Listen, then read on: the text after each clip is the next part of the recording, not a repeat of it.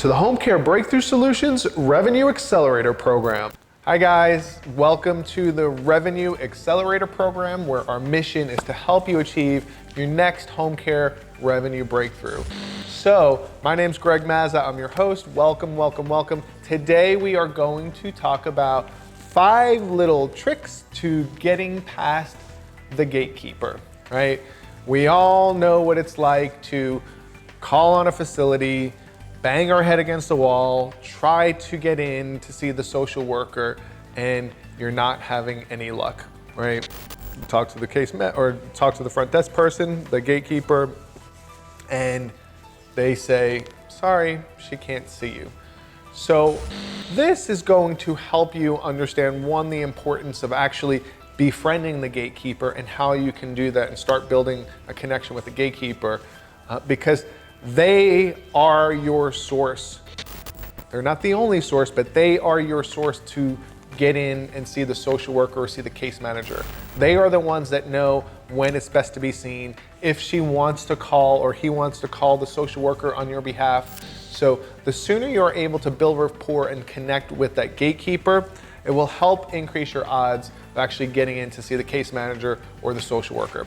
So for those of you that stay till the end of this 5-step video, at the end, I will actually give you guys this checklist. So you can print it out for yourself and have it available either in your car or on your wall hanging somewhere, whether it's for you or for your salesperson. All right, so these are the 5 little tips for getting past the gatekeeper.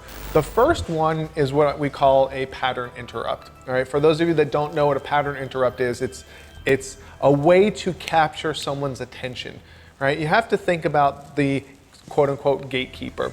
That person is bombarded with sales reps day in and day out. People come in, can we see the social worker? Can we see the case manager, right? That's what they do all day, answering phones and dealing with stuff.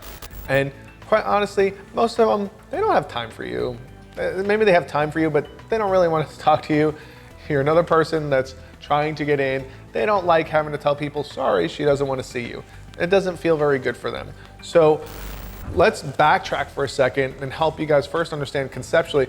I don't like to talk about them as a gatekeeper or the window witch. I just use it, and I say window witch because that was what one of our trainers once called the gatekeepers. Right? When you look at them in that way, that they're keeping you from something, or they really are the window witch, your perception of that person changes. So it's important that you get that first, that we know we need to connect with the window princess or window prince or whatever you want to call them. So that's number 1.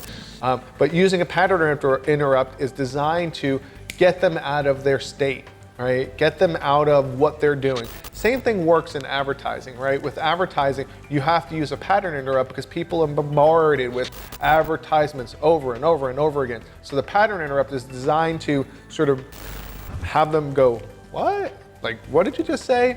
And at least gets them out of their comatose state of routine. So the pattern interrupt might look something like, did you make it rain today? Like something to capture their attention, that they're gonna look at you and say, not that they're gonna look at you and think like you're a super weird person. You do it with a smile on your face. Like, it's raining outside. Was that you who did that? All right, so it's something to just capture their attention quickly and interrupt their normal state of thinking. Rapport building is number 2. The way you do rapport building is, if for those of you, I don't know if you guys have ever read How to Win Friends and Influence People, one of the best sales books, or really just human, personal psychology, behavior books about how to connect with people quickly. People are going to do things for and with and business with those they know, like, and trust. And it's difficult not to like someone who says, hey, you know what? I love those shoes. Those are really pretty shoes. Or, and you want to be genuine, right? You don't want to be disingenuous. You want to say, you know, I love your hair, or how long have you worked here? Like, I see you here all the time and I can tell you're always working so hard. So you want to start building rapport with them quickly by complimenting them, saying something nice about them. Number 3 little tip or trick is bring gifts. Who does not like receiving some type of gift? Whether it's a pen or one of my clients and people in our Facebook group, he actually, what he did was he got like those I don't know what you call them, like nameplates that you leave on the table that executives typically have with their name on there. And he gave her like this really cool title, like facility manager, whatever it was something that made that person feel special. Do you think she's going to remember him forever and ever and ever? Absolutely. And what happens is when they start to like you, they're gonna tell you the little secrets like, hey, they've been using this agency, but they're not happy.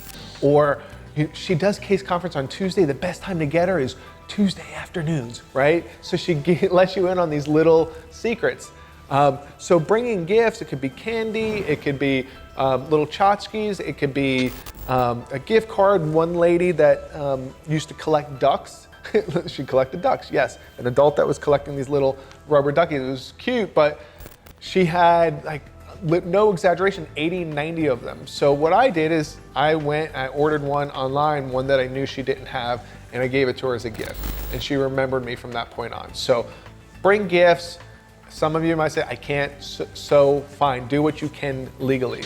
Another thing to think about, guys, another little tactic is to ask them for help.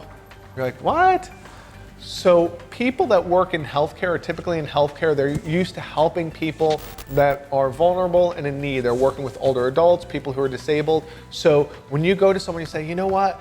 I've been trying to get into this field. Can you help me? Can you tell me what to do, or who I need to talk to, or like how do I actually get her on the phone?